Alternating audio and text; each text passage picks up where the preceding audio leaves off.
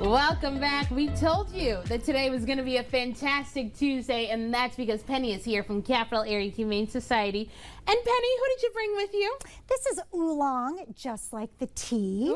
Ooh. Yes, he's 2 months and 20 days. Okay. He is neutered. He's up to date on his vaccinations, has flea and tick preventative, and he has a microchip. Okay. So he is all set, ready to be adopted into his new family. I love that. Now, Oolong tea is meant to be calming and relaxing, soothing. Is Oolong the kitty the same way? I mean, I feel like he's been pretty calm. Yeah. Now, I'm not going to promise that because, Okay.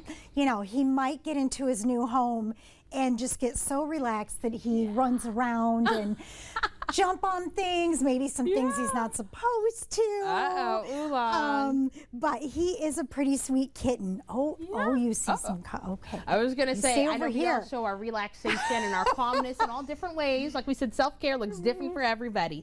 But what are some adjustments that we do need to make, especially because, like you said, if he likes to jump on top of things, what are some things that maybe we need to put away or make space for?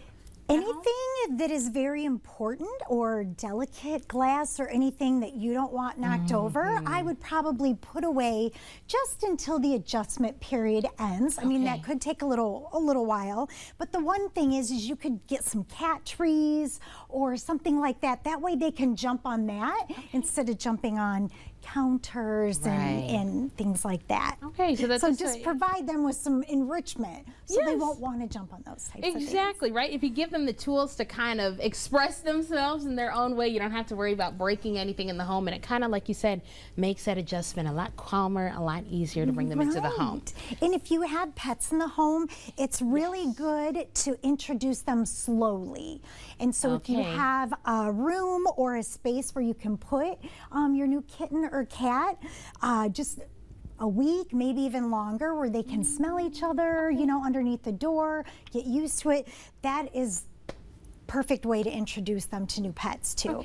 So yeah, you don't want to just come home and say, hey, everybody meet. And that can be stressful for everybody. Okay, and that was going to lead into my next question too. I was going to say, how do you also introduce pets into new people in the home, like babies and whatnot? Right, you just, the slower the better. The slower the better. Right, that's what we always say.